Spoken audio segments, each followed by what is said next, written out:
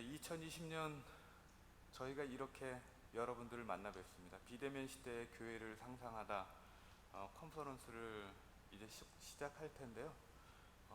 이런 시대가 우리들에게 희망이 될 수도 때로는 절망이 될 수도, 그러나 가장 두려운 것은 그러니까 희망과 절망의 어느 한쪽을 놓고 이분법적으로 자기의 판단을 적용하는 게 되겠죠. 이런 시대가 우리에게 어떤 미래가 될지를 오늘 이 시간을 통해서 저희가 같이 나눌 수 있는 시간이 됐으면 좋겠고요. 우리 이제 전체 순서를 시작하도록 하겠습니다. 이렇게 만나 뵙게 돼서 반갑습니다. 먼저 우리 전체 행사를 위해서 이 세문안교회 담임 목사이신 이상학 목사님 나오셔서 인사 말씀 전해주시겠습니다.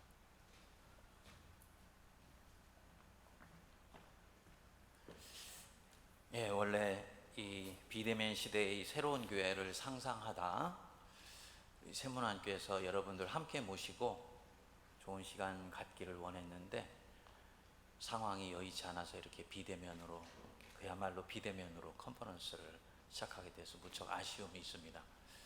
그럼에도 불구하고 오늘 이 비대면 시대의 새로운 교회를 상상하다라는 바로 이 책과 함께하는 이 컨퍼런스는 대단히 아주 의미 있는 컨퍼런스라고 봅니다. 이때까지 이런 종류의 컨퍼런스가 대략 한국교회에서 한 10번 이상 진행되어 왔습니다. 근데 감사한 것은 횟수를 거듭하면 거듭할수록 내용이 충실해지고 코로나의 실상을 명료하게 이해하게 되면서 교회의 반응을 어떻게 가져가야 될지에 대해서 점점 현장감이 있으면서도 또 동시에 신학적인 내용을 충실히 담은 컨퍼런스가 진행되어 가고 있는 것 같아요. 예, 비대면 시대의 새로운 교회를 상상하다, 이 컨퍼런스가 바로 그런 컨퍼런스다. 그래서 현실에 민감하게 반응하면서도 이 코로나라는 현실에 압도되지 않고 침착하게 신학적으로 또 동시에 현실의 문제들을 들여다볼 수 있는 여러 다양한 앵글을 가지고 접근하는 아주 복된 컨퍼런스인 것 같습니다. 우리 세문안교회에서 이런 컨퍼런스를 개최하게 된 것에 대해서 하나님께 감사드리고요. 특별히 준비하신 모든 분들께 진심으로 격려와 축하와 박수를 보내드리고 싶습니다. 진행되는 동안에 복된 시간 가지시고 좋은 결실을 맺어서 각자 섬기는 교회 가서 정말 선한 열매를 맺는 그런 행복한 진행들이 있으면 좋겠습니다. 감사합니다. 네, 감사합니다. 저희 전체 이 기획을 우리 하게 된 계기는 장로교 신학대학교 김은혜 교수님이 팬데믹을 맞이하면서 교회와 신학이 어떠한 역할을 할 것인가에 대한 고민을 서로 하자 해서 시작을 했고요. 그래서 저희가 포스트 코로나 목회 연구 학회 이렇게 해서 과제를 달았는데 그 전체적인 취지와 여러분들 이 행사를 하면서 환영의 말씀을 지금 이 시간 나와서 전해 주시겠습니다.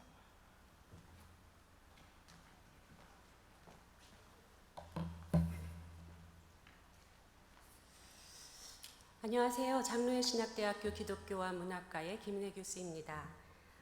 지난 2월 코로나가 발생하고 나서 한 달쯤 지났을 때 사회보다 더 심각한 타격을 받고 있는 한국 교회를 바라보면서 신학자로서 이론적 연구보다는 목회 현장이 가장 마음에 많이 남았고 신학자로서 목회 현장에 대한 그런 책임감이 무겁게 다가왔습니다. 개인적으로 저의 신앙의 여정도 마찬가지이고 신학자로서 현재 제가 이 자리에 서기까지 어머니 교회의 공동체 없이 어떻게 가능하겠습니까? 뜻있는 젊은 신학자들과 줌 모임을 소박하게 시작했고 코로나로 인해 나타나고 있는 교회의 당면한 문제들, 신학적 주제들을 가지고 그저 토론하고 공부하기 시작했습니다.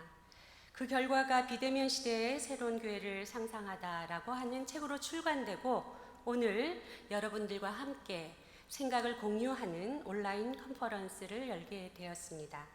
특별히 이러한 신학자들의 모임을 마음으로 지지해 주시고 글로써 지지해 주신 두 분 목사님 그리고 컨퍼런스가 있기까지 여러 가지 지원해 주신 세문안교회 담임 목사님과 성도님들에게 마음 깊이 감사의 마음을 전합니다. 바라건대 참 미약하고 작은 모임이지만 오늘의 행사가 여전히 아직도 어려운 목회 현장에서 눈물로 기도하시고 땀 흘려 사역을 하시는 우리 목회자들과 동료 동역자들에게 도움이 되기를 간절히 바랍니다. 그리고 현장과 이론의 분리에 대한 많은 염려가 있는 한국 교회에서 신학자들과 목회자들이 함께 소통하면서 엮어낸 오늘의 온라인 컨퍼런스가 한국 교회의 회복과 희망을 발견하는 귀하고 소중한 자리가 되기를 간절히 바랍니다. 감사합니다.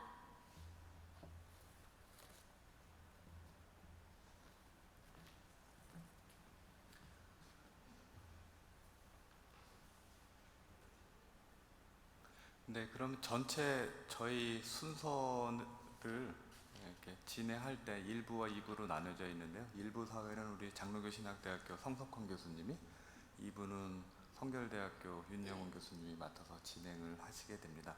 그럼 순서에 따라서 이제 다음 순서, 1부 순서를 시작하도록 하겠습니다. 네, 안녕하십니까. 장신대의 성석환입니다. 이 모임을 위해서 그동안 발제자들이 여러 번 모였습니다. 그 결과물로 책이 이미 나와 있습니다. 비대면 시대에 새로운 교회를 상상한다. 이 책을 출판한 이후에 이 발제자들이 함께 모여서 이런 세미나를 여러분에게 보여줄 수 있게 된 것이 정말 큰 그 기쁨이라고 생각합니다. 오늘 모든 세미나가 우리 목회자들 또 여러 신앙인들에게 도전과 은혜가 되기를 간절히 소망해 봅니다. 이제 1부 시작을 하려고 합니다. 코로나 이후 뉴 노멀 목회를 상상하다, 이런 제목으로 1부를 진행할 텐데요. 지금부터 김문혜, 윤영훈, 이민영, 황성은, 박은호 이 5분께서 순서대로 나오셔서 그 주제별로 발제를 해 주실 텐데, 강사 소개는 제가 따로 하지 않겠습니다. 아마 여러분 보시는 화면에 강사 소개가 먼저 나오고요, 바로 강연이 이어질 것으로 생각합니다. 그럼 먼저 첫 번째, 방금 인사 말씀 전해주셨던 김은혜 교수님 발제 시작하도록 하겠습니다.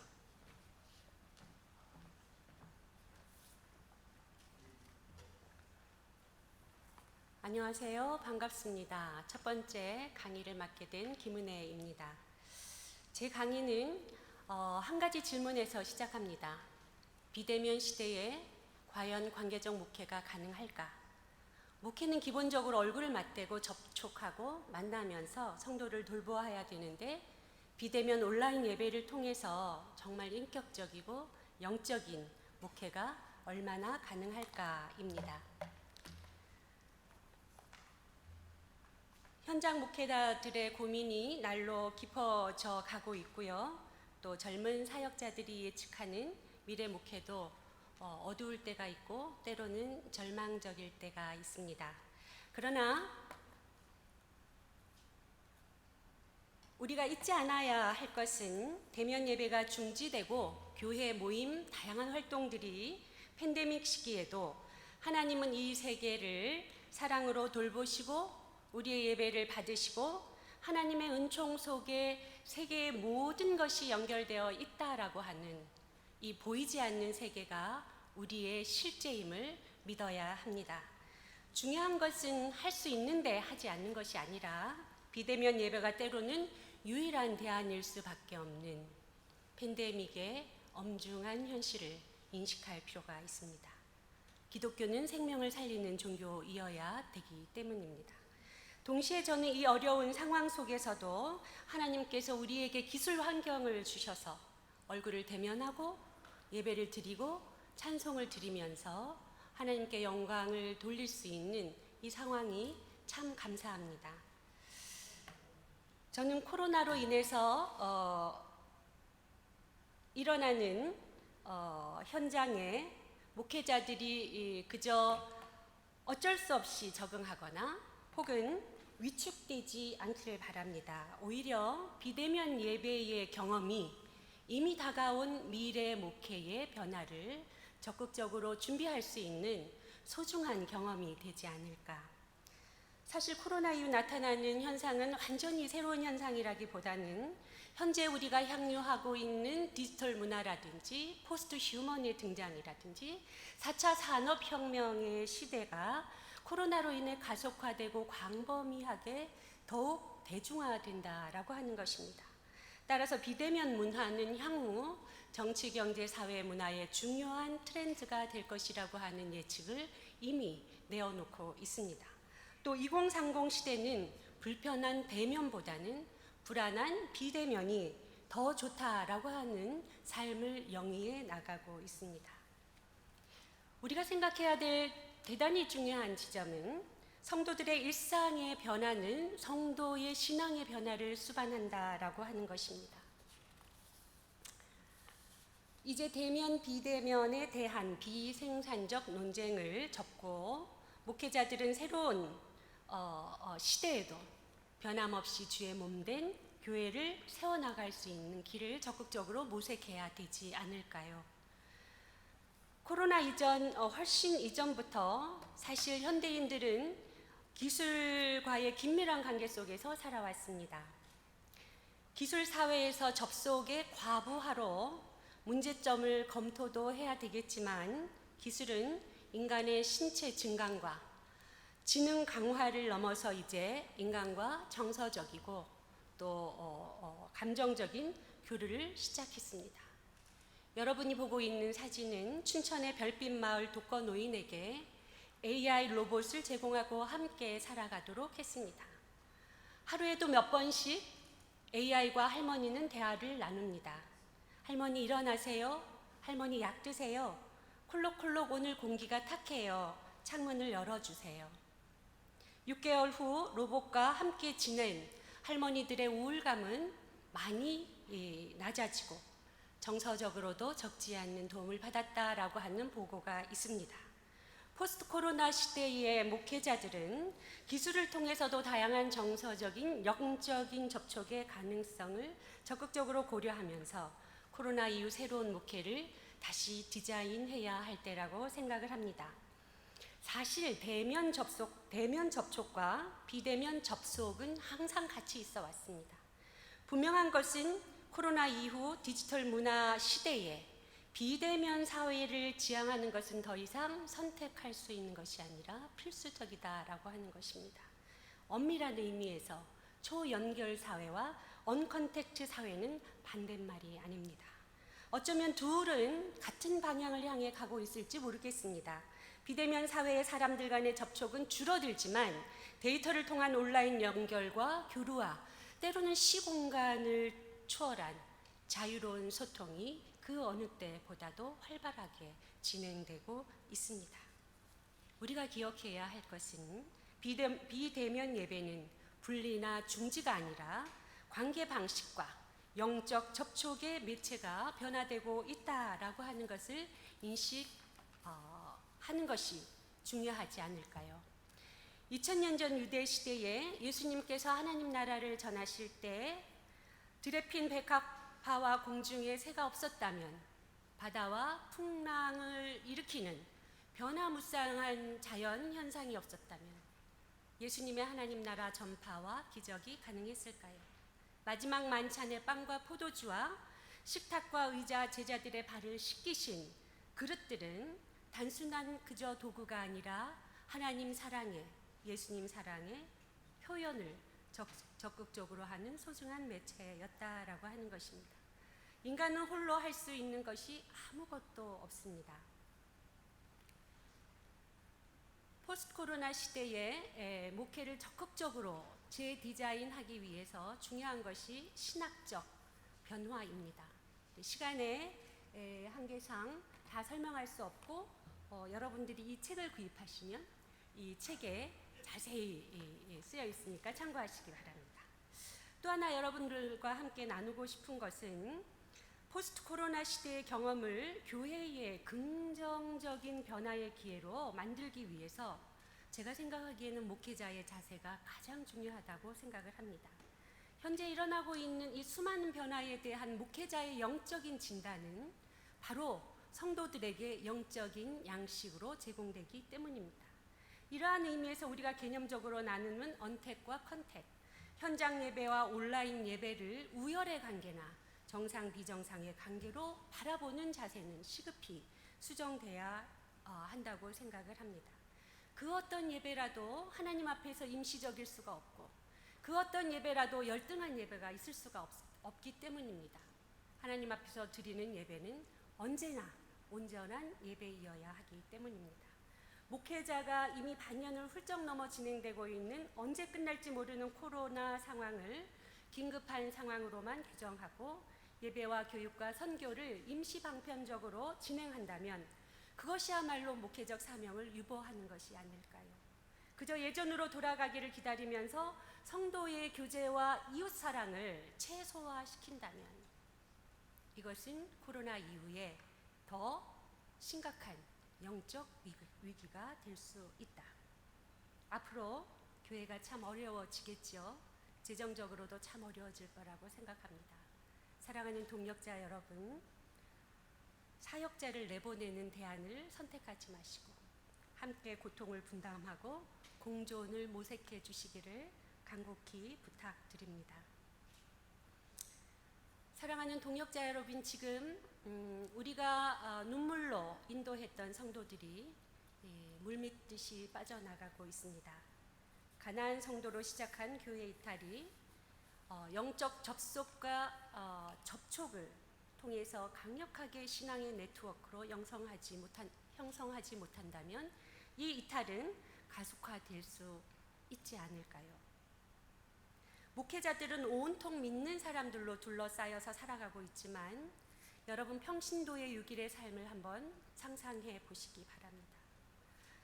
기독교의 반기독교적인 정서가 만연하고 교회 다닌다라고 말하기가 참 어렵고 최소한의 신앙의 자존감을 유지하기 어려운 시대에 현장에서 일상의 삶에서 믿음의 끈을 놓지 않으려고 애쓰는 평신도 성도 여러분들을 생각해 보시기 바랍니다.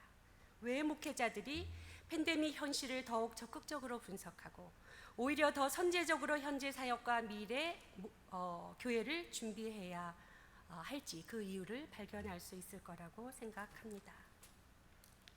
끝으로 목회자들은 어떤 미래가 펼쳐지든지 하나님의 통치에 대한 깊은 신뢰로 대응할 수 있는 다양한 목회 네트워크를 준비하고 내 양을 먹이라는 주님의 부탁을 충성스럽게 수행하면서 이른 양 한 마리를 애타게 찾으시는 주님의 마음으로 이 영적 위기를 변화로 이끌어 나가기를 간절히 소망합니다.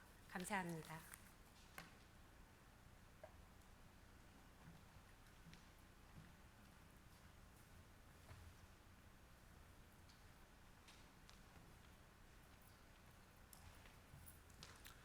안녕하십니까. 오늘 제 두 번째 강의를 맡게 된 성결대 윤영훈 교수입니다. 저는 온라인 공간에 실험하는 새로운 교회라는 제목으로 온라인 교회 가능성을 한번 생각해 보고자 합니다. 자크 가이오라는 프랑스의 카톨릭 주교가 있습니다. 이 주교는 1992년 노르망드 지역의 에브러에서 그 지역의 노숙자들과의 결정적인 만남을 갖습니다. 그들의 비참한 현실과 어려운 현실 가운데도 정부나 교회가 전혀 그 사람들에 대해서 무심하고 또 외면하는 것을 보고 그는 좀 화가 치밀었습니다. 그래서 계속해서 정부와 교회를 향해서 이 노숙자들에 대한 환경과 가난한 자들에 대한 관심을 쏟을 것을 요청했습니다. 그런데 이제 이것이 너무나도 과격하고 계속해서 집요하게 하다 보니까 교황청에서는 상당히 많이 부담스러웠어요. 그래서 1995년 그를 새로운 목양지로, 새로운 어떤 교구로 전출을 시킵니다. 그 전출한 곳은 바로 파테나 교구라는 곳이었어요. 근데 그 파테나 교구를 이 자크 가이오 주교가 아무리 프랑스 지도를 뒤져도 그 지역을 찾을 수가 없는 거예요. 알고 봤더니 이 파테나 교구는 초대교회의 중요한 교구였지만 지금은 사라진, 어떻게 보면 알제리, 북아프리카에 있었던 그런 가상의 교구였는데 교황청에서는 그를 가상의 교구에다가 직임을 맡기고 그리고 좀 조용하게 쉬게 하기 위해서 그에게 파테나 교구 주교로 명령한 것입니다. 여기에서 이제 가이오 주교는 새로운 발상을 시작했습니다. 그분은 지금 현재 존재하지 않는 이 파테나 교구 안에서 만약 이것이 온라인에 세운다면 어떨까라는 그런 발상을 하게 돼요. 그래서 그는 95년 파트너 교구라는 그런 온라인 교구를 만들게 됐죠. 그래서 그 온라인 교구를 통해서 그는 거기에서 많은 자기의 사회적인 활동이나 또 자기의 목양적인 지향을 전 세계 사람들과 함께 서로 소통할 수 있었고, 그런 소통을 통해서 그는 더 많은 사람들에게 자기의 메시지를 전할 수 있었습니다. 자, 그런 가운데서 가이오 주교는 자기의 그 파트너 주교 홈페이지에 이렇게 써놓고 있습니다. 원시교회는 일종의 인터넷이었다. 초기 기독교인들에게 중요한 것은 물리적 공간이 아니라 믿음의 사람들의 네트워크를 통해 서로 간의 연결을 만드는 것이었다. 파테나는 신비감을 던져준다. 지금 이 교구는 전기 신호로만 존재하지만 성령이 깃든다면 이 안에서 무엇이든지 가능하지 않을까? 1995년 막 인터넷이 떠올랐을 때, 그때 가이오 주교가 생각했던 새로운 발상이었죠. 5월 10일은 마윈으로 알려져 있는 알리바바의 중국의 기업에 굉장히 큰 축제가 열립니다. 알리데이라고 알려져 있죠. 이것은 2003년 사스로 말미암아 그 기업에 큰 위기가 왔을 때 오히려 온라인 그런 구매를 훨씬 더 확장하고 그 기업이 성장하게 된 결정적 계기였다라는 것을 기념하기 위해서 매년 기념식을 열고 있습니다. 그처럼 우리가 오늘날 코로나 시대에 굉장히 많은 어려움을 겪고 있는 것도 사실이지만, 이 어려움이 어쩌면 우리 일생에서 더할 수 없는 좋은 교과서인지 모르고 우리가 새로운 목회적 상상력을 펼칠 수 있는 기회가 될는지도 모릅니다.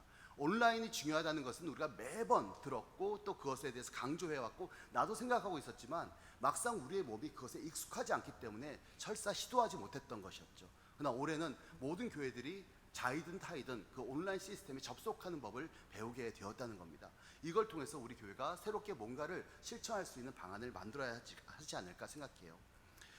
여러분, 여기에 나와 있는 사람들은 아마 유명한 사람들인데 얼굴은 처음 보실지 모르겠습니다. 레리 페이지와 세르게이 브린은 바로 구글의 창립자이고요. 피에로 오미디아르는 이베이, 인터넷 장터였던 이베이의 창립자입니다. 숀 패닝은 음악 공유 사이트였던 그 넵스터의 창립자이고, 마크 저커버그는 페이스북의 창립자입니다. 이 사람들을 가리켜서 90년대 말에 일어난 미국의 게러지 리볼루션이라고 불러요. 그러니까 이 사람들이 오늘날 미국을 대표하는 회사들이거든요. 구글이라든가 이베이라든가 페이스북. 그런데 이런 회사들이 1990년대 후반, 당시 20대 초반이었던 이 젊은 청년들이 인터넷을 기반으로 해서 자기의 차고에서 시작되거나 자기의 기숙사 돔에서 시작했던 것들이 오늘날 굉장히 큰 기업으로 성장할 수 있었다는 것이죠. 저는 오늘날 신학교에서 많은 그 예비 목회자들을 만납니다. 이분들의 고민은 앞으로 자기가 어떻게 목양지를 찾아야 할지, 어떻게 교회를 개척해야 될지, 여기에 대해서 큰 고민에 빠져 있는 것을 많이 보게 됩니다. 예전에 교구가 지역을 중심으로 했다면 사실 오늘날 이 교구는 여러 가지 담론이라든가 새로운 어떤 목회의 방향성을 찾아야 하는데, 어쩌면 온라인은 이들 젊은 목회자들에게 새로운 개척지고 새로운 선교지가 될 수 있다는 생각을 했습니다. 오히려 이 사람들은 우리보다 훨씬 더 온라인 생태계에 대해서 익숙하고 온라인의 언어에 익숙하고 온라인 사람들과 접촉이 쉽거든요. 그래서 이 사람들이 발상을 기존의 교회가 아니라 온라인을 통한 새로운 교회를 개척할 수 있는 가능성이 있지 않을까. 여기에 많은 기성 교회들도 여기에 대해서 후원하고 여기에 대해서 지원하고 여기에 대해서 새로운 교회 안에서 교구를 만들어보고 젊은 목회자들을 거기에 우리가 도와주는 것이 어떨까, 이렇게 제안해 보고 싶습니다.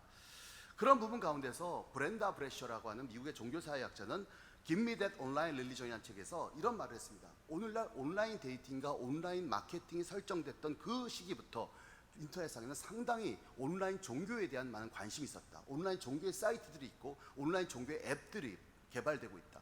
근데 이분이 거기에 참여하고 있는 사람들 조사한 결과 온라인 종교 참여자의 상당수는 기존 교회에 가입하지 않고 있다는 것입니다.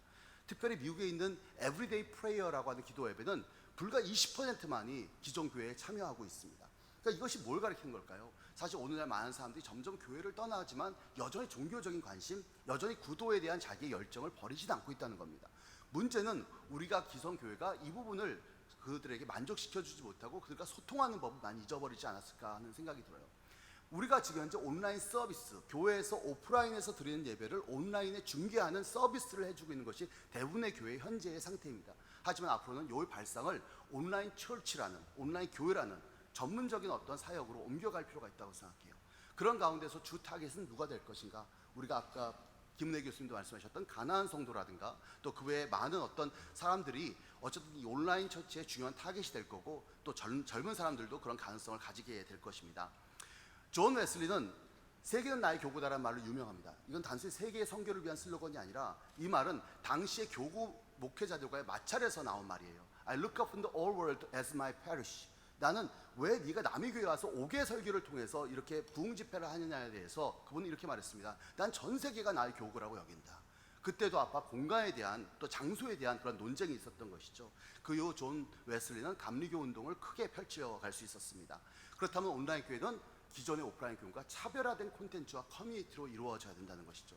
기존의 오프라인의 예배를 중계하는 것을 넘어서 온라인을 위해서 전문적인 콘텐츠가 만들어져야 되고, 그 전문적인 콘텐츠를 위해서는 우리는 동시성을 넘어서 비동식성, 언제 어디든지 접속 가능한 비동성이 굉장히 중요할 것입니다. 그래서 오히려 미리 만들고 그 콘텐츠를 후반 작업을 통해서 덜어낼 것을 덜어내고 더 강조할 것을 강조하는 그런 온라인 콘텐츠에 강조점이 있다면 온라인 종교가 훨씬 더 중요한 선교의 도구가 될 것이라고 생각합니다.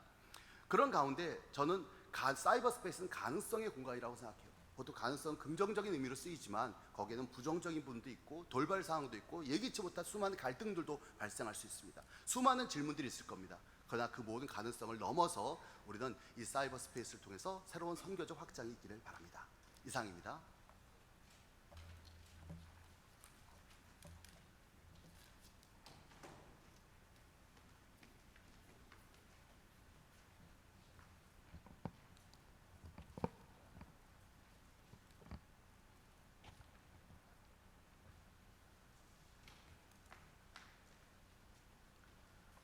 안녕하세요. 반갑습니다.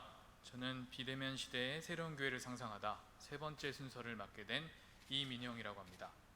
저는 오늘 가정에서 성전을 실현하기라는 제목을 통해서 이제는 기독교인들의 일상이 되어버린 비대면 온라인 예배, 어떻게 하면 더욱더 풍성히 드릴 수 있을까에 대한 이야기를 좀 나눠보려고 합니다. 온라인 예배, 비대면 예배 아무리 우리가 드린다 하더라도 결과적으로는 아직까지는 아날로그의 공간에서 이루어지고 있기 때문에 우리는 분명히 이 부분에 대해서 짚고 넘어가야 되지 않을까라고 생각을 해봤습니다. 온라인 예배 어떻게 드리고 계신가요? 이 방송을 보고 계신 분들도 아마도 대부분 다 온라인 예배로 지난 주일 예배를 드리셨을 거라고 생각을 하는데요. 다행인 것은 오늘날의 상황에서 많은 교회들이 적극적으로 그리고 자발적으로 비대면 온라인 예배를 실시하고 있다는 것입니다. 이 부분에 대해서는 굉장히 긍정적인 평가를 내리고 있다고 생각을 하고요. 한국 사회의 구성원으로서 어찌 보면 책임감을 다하고 있다라고 생각을 할 수 있겠죠. 그런데 이런 필요성이나 당위성과는 별개의 문제가 발생을 하고 있는데요. 지금 보고 계신 표를 통해서 아시겠지만 온라인 예배의 필요성과는 별개로 많은 성도님들이, 많은 기독교인들이 실제로 온라인 예배에서 그다지 만족감을 느끼지 못한다라는 설문조사들이 쏟아져 나오고 있습니다. 아무래도 코로나19 상황의 초기 때만 해도 비대면 온라인 예배를 실시한다라는 사실 자체에 대해서는 굉장히 긍정적인 반응을 보이기는 했지만 이 기간이 길어짐에 따라서 온라인 예배가 점차 정착을 하고 있기는 한데 실제로 온라인 예배를 드리는 부분에 있어서는 만족감이 떨어진다. 그리고 아무래도 현장 예배보다는 못하다라는 인식들이 강하게 나타나고 있다라는 것이죠. 대부분의 온라인 예배가 집에서 이루어진다는 전제를 놓고 봤을 때 저는 이런 질문을 드릴 수 있을 것 같습니다. 왜 집에서 드리는 예배는 쉽지 않을 것인가? 사실 많은 교회에서 지금 보시는 이미지의 왼쪽에 있는 이미지들을 머릿속에 상상하면서 비대면 온라인 예배를 실시할 거예요. 굉장히 화목해 보이고 가족이 하나가 돼서 예배를 드리는 것처럼 보이지만 실상은 오른쪽과 더 가깝죠. 지금 보이시나요? 아이들이 슬슬 시동을 걸고 있습니다. 2분 뒤에 저 부모의 위치가 어디로 바뀔지 보이시지 않으시나요? 왼쪽에 있는 아이는 오른쪽에 있는 장난감으로 갈 거고요. 아빠는 그 아이를 따라갈 겁니다. 오른쪽에 있는 아이는 왼편에 있는 장난감으로 갈 거고 엄마는 그 아이를 따라갈 겁니다. 결과적으로 집에서 드리는 예배가 집중하기 힘들어진다. 이것이 만족도가 떨어지는 가장 큰 이유로 설문 대답이 밝혀지고 있는 것입니다. 그럼 왜 우리는 집에서 예배를 드리기가 쉽지 않을까? 사실 지금까지 이 부분에 대한 학문적인 연구가 없었습니다. 그도 그럴 것이 기독교는 약 2000년의 역사 동안 모이기를 힘써왔던 종교이고 기본적으로 특정 공간에서 특정 수의 인물들이 모여서 예배를 드리는 것을 종교적 제의로 삼아왔기 때문입니다. 오늘날과 같은 상황은 아주 특별한 케이스를 제외하고는 없었기 때문에 집에서 드리는 예배가 왜 어려운지에 대한 연구가 사실 없었다라는 것이죠. 실천신학을 공부하는 제 입장에서는 연구 자료가 없었다는 것이 굉장히 어려운 일이기는 했습니다. 근데 우연히 어느 날 TV 채널을 돌리다가 TV 프로그램에서 약간의 힌트를 발견했습니다. 알쓸신잡이라고 하는 프로그램이었는데요. 우연히 제가 채널을 돌리다가 보게 된 그 프로그램에서는 호텔에서 즐기는 휴가 문화, 소위 호캉스라고 하는 문화에 대해서 이야기를 나누고 있었습니다. 왜 사람들이 굳이 집에서 가까운 거리일지라도 호텔에 가서 휴가를 즐기려고 하는가? 그것의 이유에 대해서 출연자 중에 한 사람이었던 김영하 작가는 호텔에 가야 쉴 수 있기 때문이다. 집에서는 쉴 수 없기 때문이다 라고 이야기를 합니다. 그러면서 지금 슬라이드에 나와 있는 이런 내용을 이유로 드는데요. 쉽게 말해서 집안에는 근심거리가 많다. 즉 우리의 눈을 사로잡는 것들이 너무나 많다라는 것이죠. 근심거리를 부정적인 의미로 보는 것이 아니라 우리가 마음 편히 혹은 우리가 몸 편히 쉬지 못하게 하는 요소들이 너무나 집안 곳곳에 있다라는 겁니다. 쉽게 상상이 가능합니다. 자, 휴가입니다. 모처럼 만에 소파에 누웠어요. 그런데 눈에 개지하는 빨래가 보입니다. 미처 다 하지 못한 설거지들이 보입니다. 바닥을 봤더니 먼지가 조금 굴러다녀요.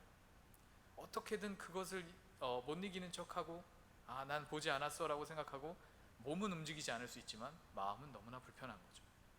이처럼 우리의 일상에 때들이 묻어있는, 우리의 일상에 채취가 묻어있는 공간에는 너무나 많은 근심거리들이 있기 때문에 결과적으로 쉼을 하기가 쉽지 않다. 근데 저는 이것을 오늘날 우리가 고민하고 있는 집에서 드리는 예배에도 적용시켜 볼 수 있다고 생각을 했어요. 아무리 잘 정돈된 집이라고 해도 저곳에서 예배를 드린다라는 것은 쉽지 않습니다. 엘리야대는 이런 이야기를 했어요. 세속적인 공간이 신의 현현을 통해 성스러운 곳간으로 바뀔 수 있다. 굉장히 멋진 말입니다. 좋은 말이에요. 근데 아마도 온라인 예배 못 드려봤기 때문에 이런 주장을 하지 않았나 싶습니다. 실제로 세속적인 공간, 우리의 일상이 묻어있는 집에서 온라인 예배를 드린다? 신의 현현에 집중하기가 힘들어요. 그래서 많은 성도님들이, 많은 기독교인들이 온라인 예배 만족도에 대한 설문조사에서 가장 큰 이유로 되는 것이 집중하기 어렵다입니다. 신의 현현이 임해도 집중하지 못한다면 우리는 하나님의 임재를 풍성하게, 온전하게 느낄 수가 없겠죠. 그러면 아무래도 예배의 경험이 교회에서 드리는 것보다는 떨어질 수밖에 없게 되는 겁니다. 그래서 집에서 드리는 예배가 쉽지 않다라는 이야기가 계속 나오고 있죠. 하지만 그럼 집이 문제일까? 기억하시나요? 2002년도 뜨거웠던 그 열기의 현장입니다. 그 이후에도 우리는 수많은 시간 동안 축구 응원을 집에서 했습니다. 문제 없었던 걸로 기억을 하는데요. 예배와 다른 부분이 무엇일까? 이 두 이미지의 차이가 뭘까요? 왼편에 있는 이미지에는 공통의 매개체가 있습니다. 오른편의 이미지에는 공간에 어울리지 않는 매개체가 있죠. 왼편의 이미지에는 같은 색깔의 옷을 입고 같은 손뼉을 치면서 같은 구호를 외치고 아마도 치킨도 먹었겠죠? 같은 음식을 나눴습니다. 하지만 오른편 공간은 좌식 문화인 우리나라 거실에 서양식 의자를 가져다 놓고 어떻게든 교회의 분위기를 내려고 하셨던 저 열심은 제가 충분히 이해하고 저도 너무 공감합니다만 안타깝게도 저조차도 저 장면에 공감할 수가 없습니다. 결과적으로 매개체의 문제가 아닐까. 예배학자들은 예배의 개념을 설명하는 데 있어서 아남네시스라고 하는 개념을 이야기합니다.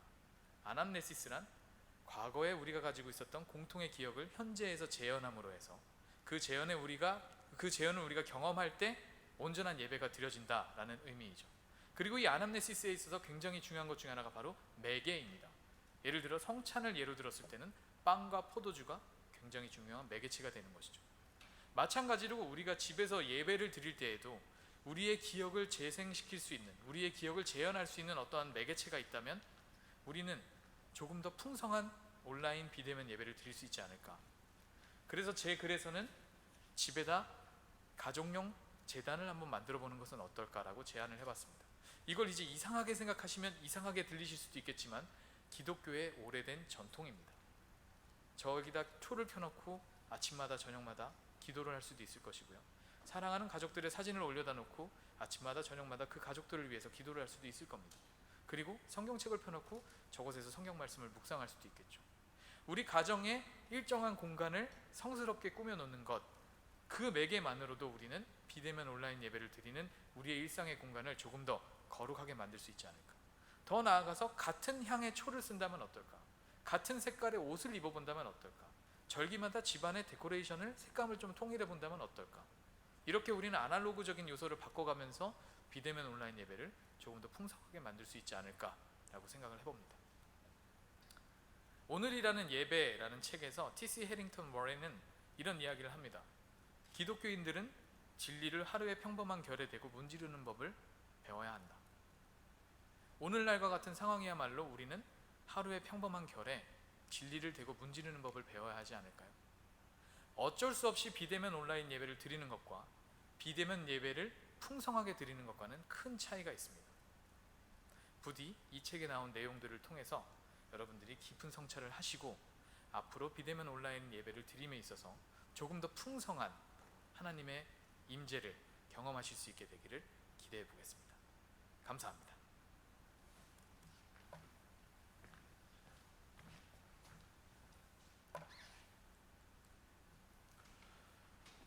예, 창동 염광교회 황성은 목사입니다. 전제는 코로나19는 길다. 언제 끝날지 모른다. 그리고 그 이전으로 다시 돌아오기도 힘들다. 그러면 적응해야 된다, 교회는. 그런 말씀들 하시더라고요. 당뇨병이라는 것이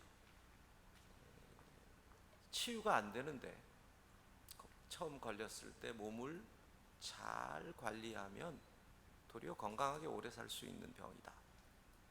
그러니까 코로나19라고 하는 이 상황에서 이것을 어떻게 기회로 삼을 수 있을까 하는 것을 저는 현장 목회자니까 교회의 현실에서 생각을 했습니다.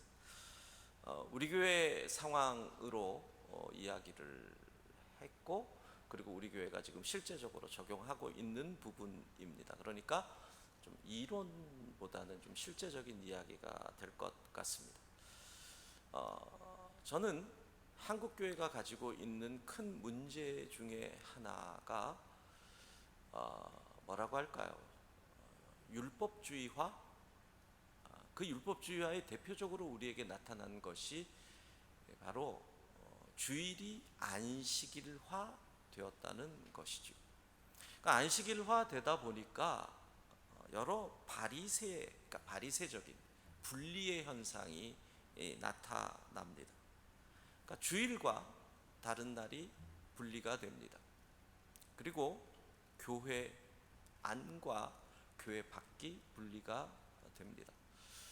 자, 그렇다면 우리가 이 상황에서 안식일 중심의 예배자에서 삶의 예배자로 바뀌는 것, 주일이 안식일이 되어버린 한국교회가 주 7일이 주일이 될 수 있는 변화의 기회로 우리가 이것을 사용해야 하지 않느냐, 이렇게 생각을 했습니다. 그런 면에서 우리 교회가 실제적으로 이 부분에 어떻게 적응을 하고 있느냐 하는 것이 먼저 예배 시간의 변화입니다. 사실 제가 끊임없이 고민을 했던 부분이 토요일에 주일 예배를 드리면 안 될까? 그러나 주일 성수라고 하는 거의 주일이 안식일화되어 있는 한국교회에서 토요일을 드린다라고 하는 자체는 거의 무슨 신성 불가침을 건드리는 부분이었는데, 저희는 이번에 예배 시간을 변화할 수 있게 됐습니다. 저희가 주일에 있던 5번, 청년부까지 6번의 예배가 있었는데 토요일에 예배를 2번 신설을 했습니다. 이게 뭐가 그리 중요하냐라고 할지 모르지만 상황 속에서 그럴 수밖에 없었죠. 왜냐하면 저희 본당이 1,400석인데 거리두기를 하면 300명 정도밖에 못 들어가는 상황이니까 결국은 예배 횟수를 늘릴 수밖에 없는 상황에서 토요일에 예배를 2번 신설합니다. 처음엔 이렇게 얘기를 했죠. 연세 드신 분들이 특별히 위험하니까 젊은 사람들이 무증상이 많으니까 연세 드신 분들이 토요일에 따로 예배를 드립니다. 안전을 위해서. 그랬더니 가장 주일 성수의 생명을 거시던 연세 드신 분들이 대거 토요일 10시 예배로 몰려오는, 그래서 그게 거의 정착화되는. 근데 제가 중요하게 생각하는 것은 여기서 틀을 흔들어야 한다라는 겁니다. 이게 좀 과격할 수도 있겠지만 주일 성수는 저는 지금도 중요한 개념이고 우리가 지켜야 할 부분이라고 하지만 이것이 율법주의화되는 부분을 흔들 필요가 있는데 이것을 기회로 삼는다라는 겁니다. 그러면서 매일매일이 우리의 예배가 되는 삶의 예배자로 나아갈 수 있는 하나의 예배 시간의 변화. 또 하나는 예배 형식의 변화입니다. 결국 온라인 예배가 되면서 설교의 시간이 길어지면 안 된다, 이런 여러 가지 다양한 상황 속에서 전통적인 그 예배의 형식이 아닌 새로운 예배 형식의 변화, 이 부분이 우리에게 좋은 예배를 살리는 기회가 될 수 있다, 이렇게 생각을 합니다. 자, 두 번째로 신방 중심의 목회에서 교육 목회로 변화를 해야 된다는 겁니다. 그 이유는 뭐냐? 결국 그거 아닙니까? 신방에 대한 거부감이 점점 커지고 있습니다. 사실 한국 교회는 이 교구 목회 중심입니다. 병원 신방 가야 합니다. 장례식 돌봐야 됩니다. 구역 예배, 셀 예배 드려야 합니다. 이런 끊임없이 오프라인의 모임에서 이어지면서 각 교회는 교구 담당 부목사님들을 중심으로 이런 조직을 이루어 갔는데 당연합니다. 이제는 어떻게 되겠습니까? 신방이 필요 없어지는 상황이 되는 거죠. 그러면 자, 교구가 재편돼야 될 겁니다. 이게 실제적인 문제, 제가 현장 목회자니까 시간이 없네요. 그래서 빨리 하겠습니다. 교구 담당 교육자들의 위치, 역할 변화가 필요할 겁니다. 신학교에서 아무리 이 목사들을 많이 배출해도 일자리가 줄어들 겁니다. 그럼 어디로 가야 되느냐? 결국은 이 신방을 중심으로 하던 목회자들이 빨리 교육 목회로, 여기서는 온라인과 오프라인이 더해지는 이쪽으로 나아가지 않으면 장로님들은 정말 동물적이십니다. 재정이 줄어드는 순간 이거 유튜브로 나가죠. 큰일 났네. 우리 교회 장로님들 보실 텐데. 재정이 줄어들면 첫 번째 생각하는 것이 교육자들의 숫자를 조정하려고 합니다. 그러니까 교회가 선제적으로 교구 중심의 목회의 방향을 신방 목회나 이런 쪽을 바꾸지 않으면 칼을 타이에 의해서 되는 일이 생길 것입니다. 자, 세 번째, 오프라인 교구와 함께 온라인 교구로의 침착한 변화. 제가 침착한 변화라는 표현을 쓴 이유는 왜냐하면 이것은 계속 온라인 교구를 얘기하지만 상당한 신학적 논쟁이 필요한 부분이기 때문에 그렇습니다. 교회 홈페이지를 통해서 우리 교인으로 등록을 받을 수 있느냐 하는 문제, 오프라인에 나오지도 않았는데 우리 교회 교인이 될 수 있느냐 하는 문제. 그러면 오프라인은 이 교회를 다니고 등록을 하고 온라인은 저 교회를 등록하는 교적이 인정될 수 있느냐 하는 문제, 타교회 등록 교인이 우리 교회 온라인 교인으로 등록될 수 있느냐 하는 문제, 사이버 세계에 있는 사람들이 과연 교인이 될 수 있느냐, 이 부분에 대해서는 잘못하면 대형 교회의 횡포처럼 될 수 있기 때문에 침착한 접근이 필요하다라는 겁니다. 물론 이 유목민 성도들을 위한 그릇을 준비해야 되기 때문에 이 부분에 대한 생각을 당연히 가져야 할 것입니다. 그래서 이것을 하기 위해서 신학적 논쟁이 더 필요할 것이고 교회의 수용의 과정이 필요하다라는 겁니다. 저는 오프라인 교회, 온라인 교회 이 과정이 예수님의 인카네이션과 참 비슷하다고 생각을 했습니다.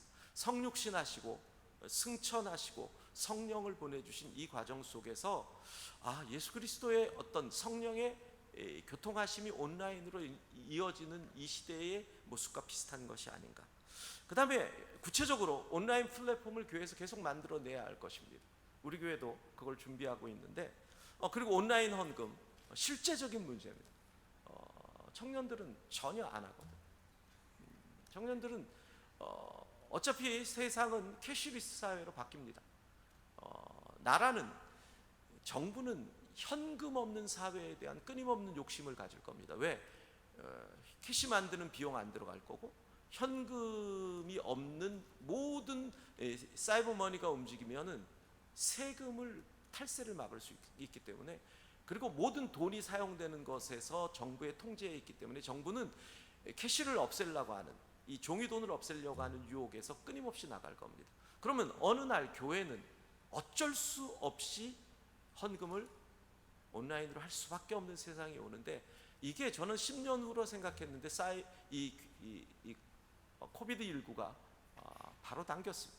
그래서 이런 부분들에 대한 준비들을 해야 됩니다. 뒤에 나온 거는 우리 교회에서 했던 건데 보시면 QR코드를 위해서 새 회사를 실제적으로 저희가 조사한 자료인데 다날에서 하는 거 이건 온누리교회가 이쪽으로 나가고 있고 체리티라고 하는 또 하나 여기는 충신교회에서 하고 있고 그리고 국민은행에서 하는 건 여의도 순복음교회인데 각각의 장단점이 있는데 이런 부분들에 대해서 교회가 실제적인 준비를 해야 할 것입니다.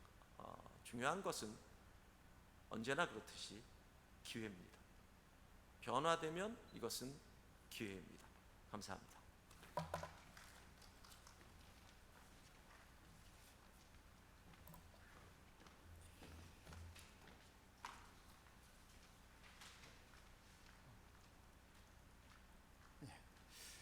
저는 정릉교회를 목회하고 있는 박은우 목사입니다. 현장 목회를 하고 있는 목사지만 이 코로나 상황에서 제가 관심을 가지고 고민하고 있는 문제는 우리 앞선 우리 황성 목사님 이 코로나 시대에 온라인 목회에 아주 탁월하게 또 이렇게 앞서 가시는데 그것을 뒤쫓아가려고 굉장히 애를 쓰고 있습니다. 그러면서도 저는 현장 목회자이지만 이 코로나 시대에 교회 밑에 저류에 흐르고 있는 문제를 고민하면서 이번에 이 문제를 좀 같이 나누려고 합니다.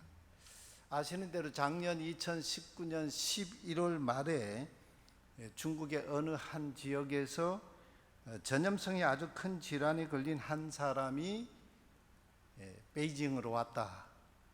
그 사람이 베이징으로 온 그것이 화제가 됐습니다. 그래서 큰 문제가 될 수 있다.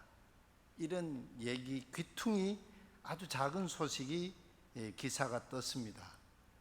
그 기사가 뜨고 나서 한 달 어간에 2020년 1월 초에 그 전염병이 우한 폐렴이다. 그러면서 밝혀진 것이 코로나19 바이러스다. 코비드19다고 하는 것이 밝혀지죠. 그때 중국 정부가 중요하게 취한 조치 중에 하나가 우한 지역에 있는 교회의 주일 예배 집회를 중지, 폐쇄하는 조치를 했습니다. 그때만 해도 공산권 국가에서 일어날 수 있는 사건이다라고 이렇게 먼산 구경하듯이 그렇게 생각을 했는데 2월 중순에 접어들면서 우리나라 이 세계적으로 팬데믹 현상이 일어나면서 신천지 집단 사태가 터지고 그러면서 한국 교회의 전면적인 예배 중단, 모든 오프라인 그 목회 사역의 중단 현상이 일어났습니다. 이런 큰 사태에 우리 교회 78년 역사에 이런 전쟁 중에도 그런 일이 없었고 일제 강점기에도 그런 일이 없었는데 이런 엄청난 목회적인 현상에 제일 고민하게 된 것은 어떻게 목회를 이어갈까 하는 문제가 아니었습니다. 말하자면 이런 셧다운 상황에서 내면을 들여다볼 수 있는 그런 이 시기가 됐다 하는 것이죠. 그동안 우리 한국 교회는 엄청난 속도를 가지고 있던 교회였습니다. 그래서 관성의 법칙에 의해서 그 속도가 어느 정도 유지되었기 때문에 한국 교회의 현실 파악하는 것이 상당히 힘이 들었습니다.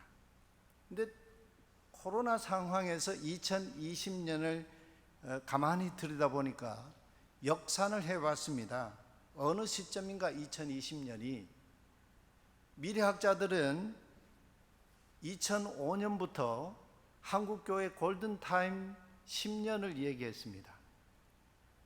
그러고 보면 2015년이 한국교회 골든타임이 지나간 시점이었고 2020년은 그 골든타임을 넘긴 지도 5년이 지난 그런 상황이죠. 코로나 바이러스 이 팬데믹 사태 속에서 드러난 그 특징이 있죠. 이 코로나 바이러스의 특징이 뭐냐 하면 무증상 감염입니다. 무증상인데 확진자가 있다는 거죠. 그래서 이 무증상의 확진자가 또 다른 감염 사태를 일으킨다는 사실이죠. 깜깜이 확진 사태를 일으키는 거죠. 그래서 역학조사에 방역당국의 역학조사에 이것이 감지가 되지 않습니다. 이 방역 사각지대가 생기는 것이 이 코로나 바이러스의 무서움이죠. 바로 이런 이 코로나 바이러스처럼 한국 교회는 굉장히 중요한 이 영적 바이러스에 감염이 된 상태로 무증상의 시대를 쭉 거쳐 왔다라고 하는 사실입니다. 보시는 대로 스위스 작가인 아놀드 페클린의 그 이 작품인데 흑사병이라는 그런 작품이죠.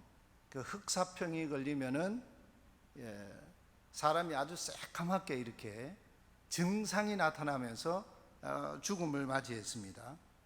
근데 코로나 바이러스는 증상이 있기도 하지만 무서운 것은 무증상 상황이라고 하는 거죠.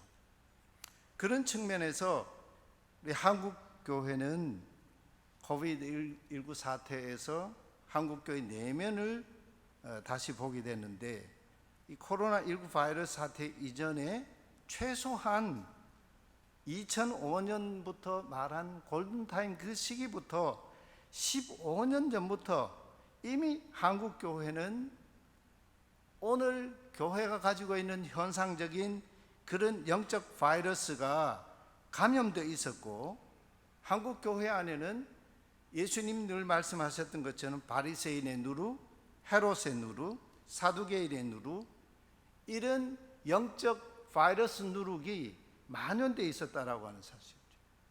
누룩이라고 하는 건 특징을 가지고 있죠. 아주 소량이 그 누룩이 든 전체를 다 영향력을 끼친다는 사실입니다. 이 누룩은 가루의 화학적인 변화를 일으킵니다. 가루의 성질을 바꿔버립니다.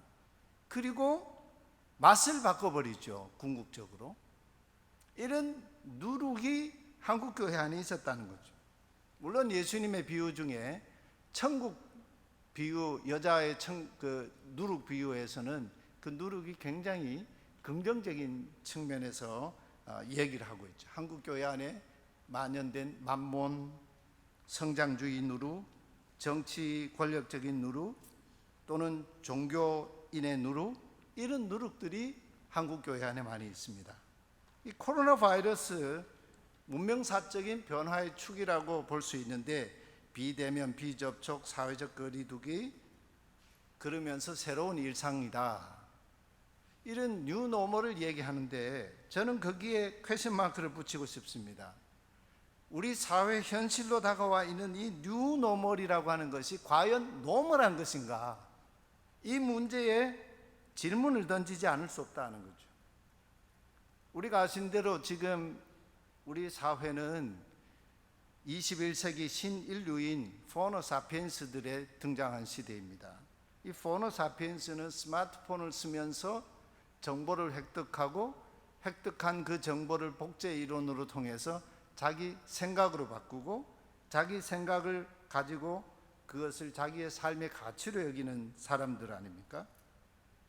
이런 변화 속에서 많은 그런 형식의 문제, 전통의 문제, 의미의 문제, 본질의 문제, 이런 것들이 지금 굉장히 서로 충돌하는 그런 양상들이 있는데, 이 코로나 상황에서 우리는 이런 요소들을 새 창조의 유기적 과정으로 발전시켜 나가야 한다라는 사실입니다. 한국 교회는 겉멋을 버리고 이제 우리가 가야 할 그 방향 좌표가 어디인가, 그 문제에 대해서 고민하는 그 시기가 왔다라고 저는 생각합니다. 지난 5월 31일에 우리 교단 연합회에서 예배 회복의 날을 정하고 출석 교인 80%가 출석하는 그런 예배 회복을 얘기했습니다. 근데 그 예배 회복이 교인 80명이 다시 모여서 예배하는 것이 예배 회복의 문제인가? 이런 설정 자체가 상당히 문제가 있다는 거죠. 우리는 새로운 그 영적 좌표를 설정하지 않으면 안 됩니다. 변방에서 다시 성경 읽기를 해야 하는 교회라는 거죠. 그동안 한국 교회는 비기독교 사회 속에서 그렇지만 늘 기독교 사회에 인양하는 그런 의식을 가지고 있었습니다. 주류 의식이 강했습니다. 근데 우리 한국 교회 실상은 비주류이죠. 예수님의 그 길이 비주류의 길이었지 않습니까? 베들레헴의 길이었고 십자가의 길이었고 성육신의 길을 걸었습니다. 예루살렘으로 가신 것은 예루살렘에 가셔서 십자가에 죽으시기 위해서 하신 것이죠. 이 그림을 보시면 예수님 시대의 예루살렘 성전의 모형인데요, 14만 4천 제곱미터, 어마어마한 그런 성전입니다. 유대 종교는 최정점의 시기에 패망했습니다. 오늘 한국 교회는 바로 이런 과거적인 역사와 또 개신교 500년이라는 이 16세기 종교개혁 500년 지점에 오늘 한국 교회는 이 개신교 체제를 다시 고민해보지 않으면 안 되는 그런 지금 위기에 직면했다고 저는 생각합니다. 개교의주의가 극치를 이루고 또 종교 정치화가 지금 아주 극대화되어서 개교의주의와 종교 정치인들, 기득권 이 종교 정치인들이 팬데믹 현상을 일으키는 그런 지금 현상에 지금 와 있는 것이 한국교회의 현실이다. 마지막으로 정리하면 오늘 이 코로나19 상황에서 우리 한국교회의 미래 희망을 어디에서 찾을 것인가? 발터 브루그만이 다시 코로나 상황에서 다시 춤출 때까지라고 하는 그 작은 책에서 마지막 7장에서 그런 얘기를 하고 있습니다. 탄식의 행렬을 얘기하고 있습니다. 탄식 없는 미래 희망은 허구라고밖에 말할 수가 없습니다. 그러면서 희망 없는 탄식은 그것은 절망이죠. 탄식과 희망의 변증법을 한국교회는 다시 배워야 한다. 다시 예수 그리스도의 그 교회로 설 때에 한국교회는 희망이 있고 이 역사 속에 교회 존재 의미를 가질 수 있다. 그런 고민을 해보았습니다. 여기까지 마치겠습니다.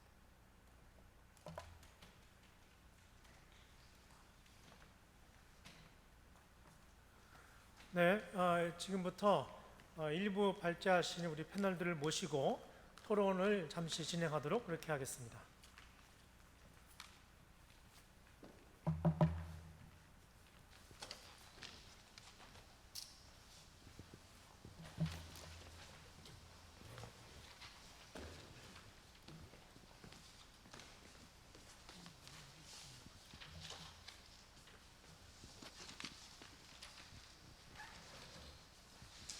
네.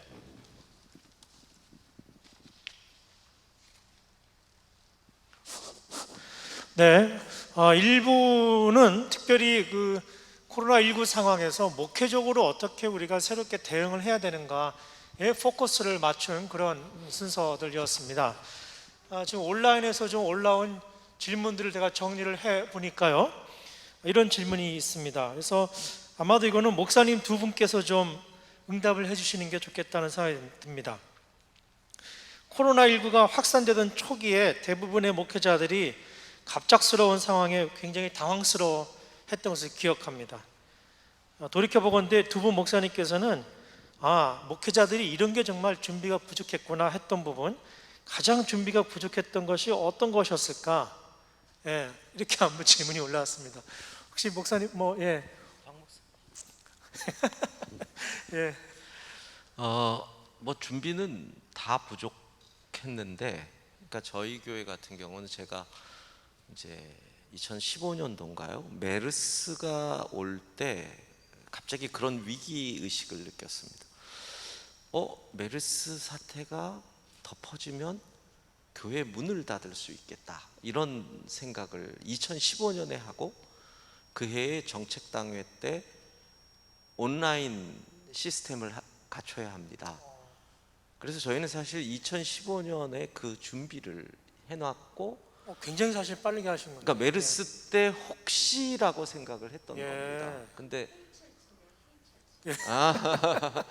K처치에 그랬는데, 문제는 그렇게 준비는 했는데 설마 했던 거죠. 그러니까 하드웨어를 갖춰 놓는 것까지는 했는데 소프트웨어를 준비하지는 못했고, 이게 현실화될지 몰랐다는 것입니다. 그러니까 제일 부족했던 것이 아까 이 목사님, 이 교수님 말씀하신 것처럼 가정에서 그냥 온라인으로 송출한다는 생각만 했지, 가정에서 예배를 드릴 성도들이 그 예배에 집중할 수 있게 하는 부분에 대한 준비는 전혀 하지 못해서 현실적으로 상당히 어려웠었습니다. 우리 또 박은호 목사님, 어떤 점에서 제일 아쉬운, 이걸 좀 준비했어야 되는데, 이런 게 있었습니까? 뭐 아쉬운 점보다는요, 우리 교회는 우리 황 목사님과는 또 좀 달리 굉장히 전통적인 교회입니다. 전통적인 교회인데 아마 코로나 이 사태가 오지 않았으면 우리는 온라인 예배를 영원히 안 드렸을 거예요. 그런데 코로나 사태가 터지면서 그 누구보다도 빨리 온라인 예배를 시작했습니다. 했고, 이것이 어떤 방법의 어떤 충돌의 문제가 아니라 담는 그릇의 문제이지, 그러면서 목회 본질에 대한 문제, 이 시대에 한국 교회가 지금 어떤 상황이 있는지 그 본질에 대한 고민을 다시 하면서 이 문제들을 방법론적으로 발전시켜 나가야 되겠다, 그런 입장을 가지게 됐습니다. 감사합니다. 두 번째 질문도 매우 흥미롭습니다. 사실 이거는 이 주제 하나만으로도 저희가 2박 3일 아마 종교 개혁이 아마 이 논쟁으로 거의 다 이루어졌다고 해도 과언은 아닐 정도인데요. 신학계에서는 온라인 예배나 성례전의 가능성에 대한 논쟁이 있었습니다. 신학자의 관점에서 특별히 우리 여기 참여하신 세 분의 신학자님께 먼저 좀 질문을 드리는데, 신학자적 관점에서 온라인 플랫폼에서 실현되는 예배 행위가 신학적으로 정당성을 가지려면, 문제 소지가 없으려면 한마디로 어떤 점들이 지금 현재적으로 보완돼야 되는가, 이런 질문이 올라오는데 길게 하시면 한도 끝도 없고요, 간단하게 좀 부탁드립니다. 저부터 마이크를 잡게 됐는데요. 저도 사실 온라인 예배에 대해서, 특히 온라인 교회에 대해서 저는 이제 얘기를 했었잖아요. 그러니까 이렇게 하다 보니까 어떤 반론이 제기될 수 있을까, 그 질문들을 뽑아왔는데요. 리스트가 굉장히 길더라고요. 성만찬은 어떻게 할 것인가, 또 우리가 그런 부분 가운데서 사람들이 실용성에 젖어버리는 것은 아닐까. 옛날 텔레반젤리스트부터 처럼 이렇게 상업성으로 흘러가고 이런 것을 어떻게 할까. 또 이단들이 난무할 텐데 이단들을 또 어떻게 구별해야 되나. 뭐 수많은 그런 가능성들이 있더라고요. 그러니까 그 수많은 문제점들 때문에 사실 우리는 시도를 꺼리고 시도를 안 해왔던 것이 이제 소극적으로 그렇게 대처해 왔는데, 아까 그 황 목사님께서 말씀하셨지만 많은 문제들 가운데 우리는 결국은 하나씩 시작해 나가고 하나씩 더 진지한 토의를 할 수 있었을 것 같아요. 예를 들어서 이제 1980년대 있었던 CCM 논쟁 같은 경우도 악기 논쟁 같은 거 있었잖아요. 그래서 그런 것들 때문에 굉장히 많은 부분에서 그 예배에 대한 진지함과 예배에 대한 진정한 예배가 무엇인지에 대한 그런 심화적인 토론이 시작됐다는 거죠. 오히려 그것이 예배에 대한 논쟁을 넘어서 더 진지한 토론을 이끌어낼 수 있었고, 또 어떻게 보면 신학계에서 가장 좀 천시받던 예배학이 가장 사람들이 많이 찾는 그런 신학적 주제가 된 것처럼. 장신대에서는 안 그랬습니다. 장신대라서 원래 그래요. 예배가 예. 셌어요. 그렇게 원래 예배가 셌다고요? 예, 죄송합니다. 예, 제가 그런 면에서 봤을 때 우리가 앞으로 온라인이나 또 이런 모든 문제에 대해서 하나씩 신학적으로 풀어가는 네. 지속적인 노력이 아니 뭐 오히려 저기 좋을 것 같아요. 윤 교수님 굉장히 조심하는 것 같은데 문제적 발언은 거의 안 하시고 설명해 주셨는데 사실은 그 악기는 뭐 써도 되고 안 써도 되는 건데 성만찬을 안 할 수는 없잖아요. 그러니까 온라인 성만찬 이거 어떻게 할 건가, 앞으로 굉장히 큰 신학적 난제인데 이민영 박사님 어떻게 해야 됩니까? 짧게. 네, 가불가의 문제는 떠나서 이제 되게 다양한 고민들을 해야 될 필요는 있다고 생각을 하고요. 근데 말씀을 드렸지만 지금 온라인 예배에 대한 많은 신학자들의 고민 속에는 어떻게 아나네시스를 다시 재현해서 가정 내에서 아니면 구분된 공간에서 그것을 재현하고 참여하게 만드느냐에 대한 이야기들이 나오고 있거든요. 사실 저는 예배학자가 아니고 문화를 공부하는 사람이기 때문에 그 부분에 대해서 진중한 생각을 이제 학문적으로까지 하지는 못하지만 분명히 그들이 찾아낼 것이다. 그러니까 일단은 조금 기다려봐야 되지 않을까라는 생각을 하고요. 다만 제가 문화적인 관점에서 봤을 때는 기존의 성찬에서 접근하지 못했던, 즉 많은 소외를 당했던 사람들이 온라인 예배로 변환하게 되고 온라인 성찬이 가능해지면 훨씬 더 많이 성찬에 참여할 수 있게 되지 않을까. 예를 들어서 앞으로 나오기 힘든 사람들, 음식을 먹기 힘든 사람들, 그런 분들은 이제 더 온라인 예배를 통해서 더욱더 풍성한 성찬이 가능해질 것이다. 다만 온라인 기기를 다루지 못하는 사람들을 어떻게 초대할 것인가의 문제, 이런 것들도 같이 고민해야 될 필요가 있지 않을까라는 생각을 해봅니다. 그럼 이렇게 좀 하겠습니다. 이것도 굉장히 중요한 얘기니까 두 분 목사님께 성만찬 지금 어떻게 하시는지 좀 여쭙고요. 그다음에 마지막으로 우리 김은혜 교수님 좀 마무리해 주십시오.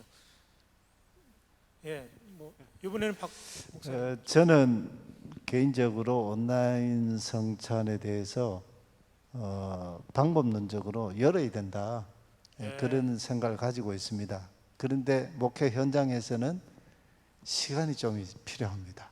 그런 문제가 있고요. 1월 달에 우리는 이제 격월로 이렇게 성찬을 하는데 1월 달에 성찬을 하고는 금년에 못했습니다.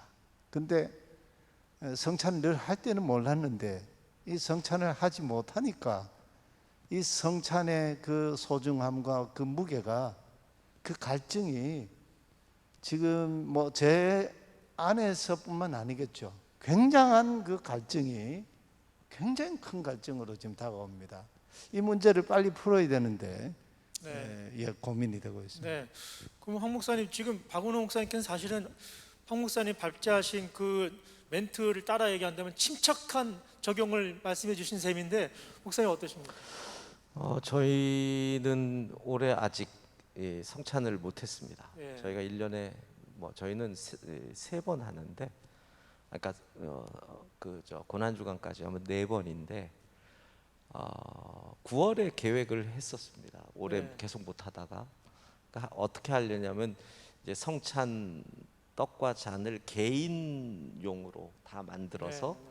앞에다 놓고 이제 개인이 할 수 있도록 모든 준비를 해놨는데 또 2.5단계 이렇게 네. 되면서 못했는데, 정말 그 박 목사님 말씀하신 안타까움과 갈증이라고 하는 부분은 저도 완전히 동의하는데, 온라인 성찬에 관해서는 저는 언젠가 열릴지 모르지만 아직은 시기상조다. 네. 저는 개인적으로 네. 그러니까 그 부분을 이야기하자면 너무 기니까 그럼요. 그냥 네. 딱 얘기를 한다면 아직은 물론 이제 박 목사님도 시간이 필요하다고 그랬지만 온라인 성찬에 관한 부분은 저는 조금 네. 쉽지 않은, 예. 제가 많이 열린 사람인데도 거기는 좀 예, 그렇습니다. 예.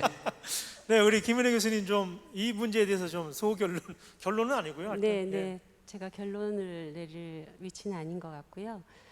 예배 형식에 대한 또 예식의 순서에 대한 또 예식 각각의 중요성에 대한 논의는 이제 시작이니까 차분히 현장 목회자들과 신학자들이 논의를 해야 될 것 같고 이미 예배학에서는 많은 논의가 진행되고 있습니다. 제 생각에는 이러한 논의들이 형식과 절차에 대한 논의로 끝나는 것보다 아까 목사님들께서 말씀하신 대로 예배의 본질을 회복하는 그런 중심에 놓고 함께 논의를 하면 좋겠고요.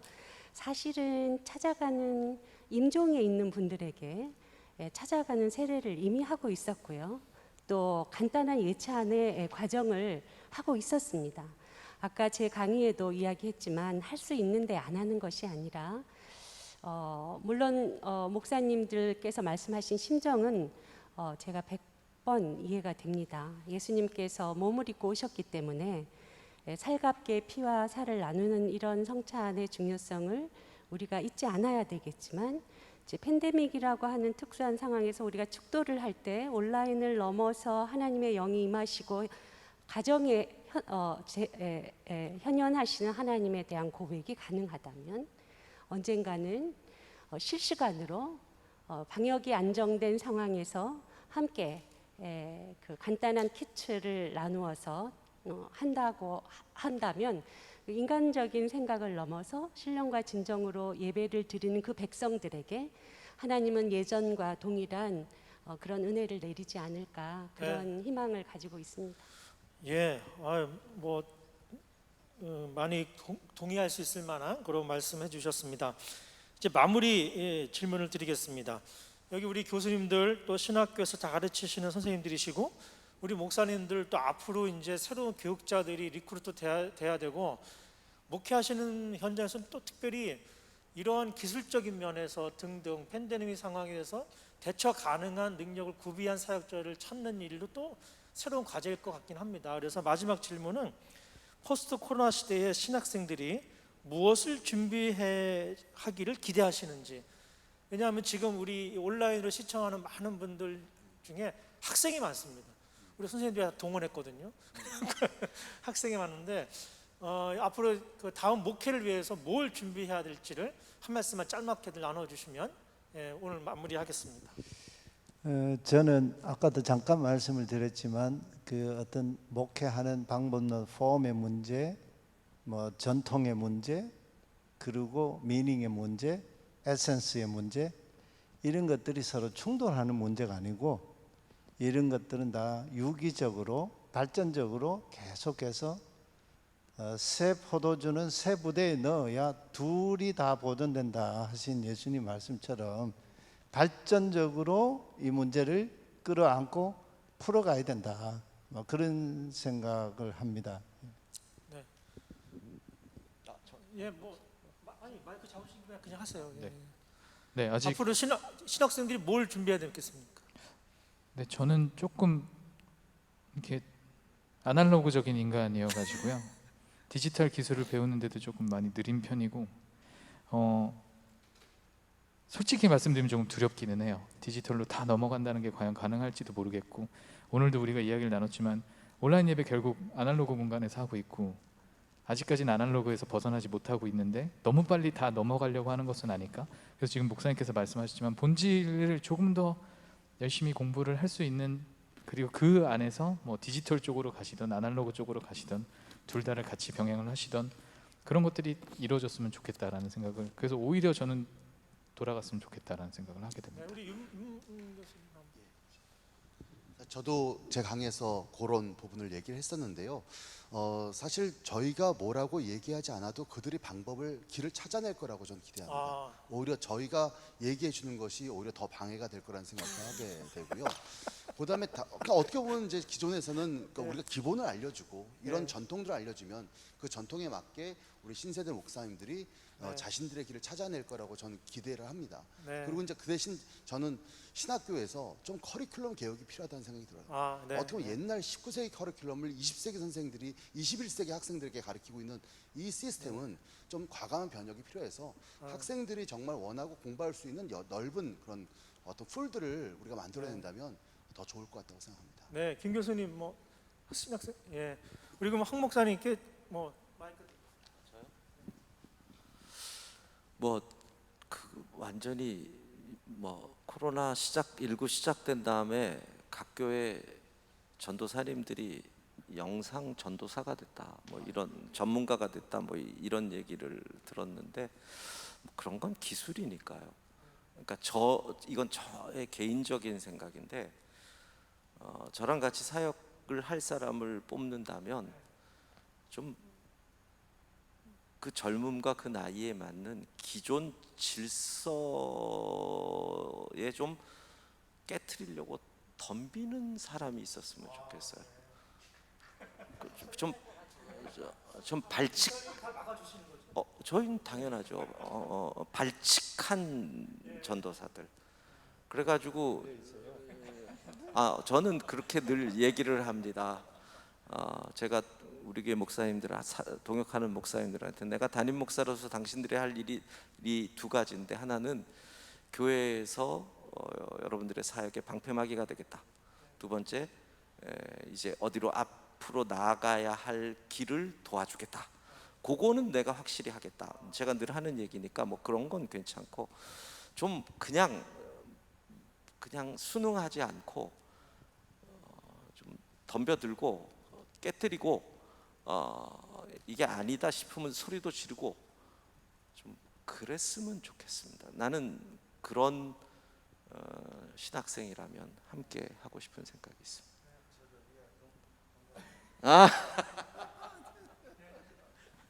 네, 우리 신학생들 중에 이런 발칙한 상상력 있는 많은 분들, 물론 시대가 요구하는 여러 가지 그 필요한 그 스케일들이나 이런 것도 물론 중요하겠습니다만은 지금 말씀하신 대로 새로운 시대에 걸맞는 신학적 상상력이랄까요?